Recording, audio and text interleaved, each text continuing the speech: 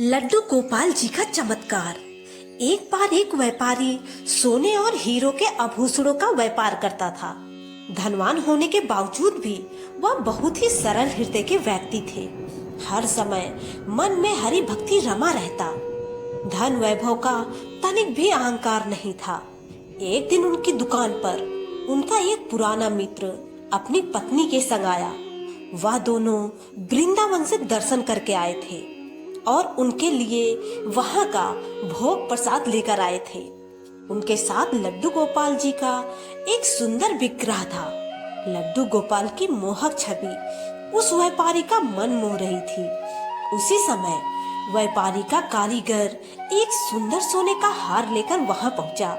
उन्होंने वह हार लड्डू गोपाल जी के गले में धारण करवा दिया और कहने लगे कि लड्डू गोपाल जी के विग्रह पर इस हार की शोभा देखो कैसे बढ़ गई। दोनों दंपत्ति उनको वृंदावन धाम की बातें बताने लगे और बातों बातों में वह अपनी टैक्सी में बैठकर वहां से चले गए और लड्डू गोपाल के गले का हार उनके साथ ही चला गया। जब वह दोनों दंपत्ति गलती से लड्डू गोपाल को टैक्सी में ही भूल गए। टैक्सी वाले ने जब लड्डू गोपाल को टैक्सी में देखा तब तक वह अपने शहर पहुंच चुका था। लड्डू गोपाल की मोहक रूप उसे अपनी ओर आकर्षित करने लगा। वह टैक्सी वाला सोचने लगा कि यह लड्डू गोपाल किसके हैं। मैं तो उस सवारी का पता भी नहीं जानता जो आखिरी बार मेरी टैक्सी में बैठे थे। उसे समझ नहीं आ रहा था कि वह इस लड्डू गोपाल का क्या करे। उसने बड़ी श्रद्धा से लड्डू गोपाल को गोद में उठाया और घर के अंदर पहुंचकर अपनी पत्नी को सौंप दिया। लड्डू गोपाल को पकड़ते ही मानो उसकी पत्नी के मातृत्व के भाव जागृत हो गए और उसकी आंखों से श्रद्धा के आंसू बहने लगे। वह अपने पति से कहने लगी कि मैं बहुत खुश हूँ कि तुम मेरे लिए लड्डू गोपाल का यह सुंदर विग्रह लेकर आई। इसे गोद में लेते ही मानो मेरे ममतामयी भाव जाग गए हैं। उसका पति विचार करने लगा कि अचानक इसको क्या हो गया है। वह जल्दी से लड्डू गोपाल का विग्रह को अंदर ले गई और जल्दी जल्दी भोग तैयार करने लगी। बड़े श्रद्धा भाव से उनको भोग लगाया। उधर सोने के व्यापारी को अपने हार की याद आ गई कि वह हार तो उसके मित्र के लड्डू गोपाल विग्रह के साथ ही चला गया। उसने अपने मित्र को जब इस विषय में पूछा तो उन्होंने लड्डू गोपाल जी के चोरी होने की बात बता दी। वह कहने लगे कि अपने लड्डू गोपाल जी के चोरी होने के कारण हम दोनों स्वयं बहुत परेशान हैं। अब वह व्यापारी तो सरल स्वभाव था, इसलिए हार न मिलने का दुख तो हुआ, लेकिन संतोष कर लिया कि वह हार लड्डू गोपाल जी ने ही पहना है और अगर मेरा हृदय सच्चा है तो वह हार ठाकुर जी के गले में ही धारण रहे। उधर टैक्सी ड्राइवर की पत्नी पुत्र की भांति लड्डू गोपाल के विग्रह की पूजा करती और उनके घर पर एक सुंदर बेटी ने जन्म लिया। दोनों का यही मानना था कि लड्डू गोपाल के कारण ही हमें संतान प्राप्त हुई है, इसलिए टैक्सी ड्राइवर की पत्नी का स्नेह लड्डू गोपाल जी के प्रति और भी गहरा हो गया।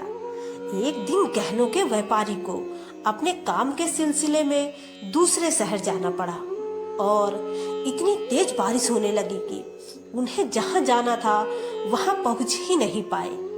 जिस टैक्सी ड्राइवर की टैक्सी में वह बैठे थे वह कहने लगा कि जब तक बारिश कम नहीं हो जाती आप मेरे घर पर रुक जाएं। एक अनजान शहर में किसी पर विश्वास करना मुश्किल था, लेकिन ना जाने क्यों उन्होंने हामी भर दी। घर पहुंचते ही टैक्सी ड्राइवर ने अपनी पत्नी को आवाज लगाई कि देखो घर पर मेहमान आए हैं। उसके घर पर पहुंचकर उनको एक अलग सा खिंचाव महसूस हो रहा था। उनका ध्यान घर के उस कोने की ओर जा रहा था जहां पर लड्डू गोपाल जी विराजमान थे। उनके घर का भोजन करने पर भी उन्हें ऐसी अनुभूति हुई कि मानो ईश्वर का भोग प्रसाद हो। भोजन करने के पश्चात भी उनका मन उसी ओर आकर्षित हो रहा था, तो उन्होंने टैक्सी ड्राइवर से पूछ ही लिया कि उस ओर क्या है। जो मेरा मन बार बार उस ओर जा रहा है। दोनों पति पत्नी मुस्कुराते हुए बोली कि वहां तो हमारे प्राणों से प्यारे लड्डू गोपाल जी विराजमान हैं। व्यापारी ने कहा कि क्या मैं उनके दर्शन कर सकता हूँ? लड्डू गोपाल के दर्शन करते ही वह आश्चर्यचकित रह गए, क्योंकि यह तो वही लड्डू गोपाल थे जिनके गले में उसने सोने का हार डाला था।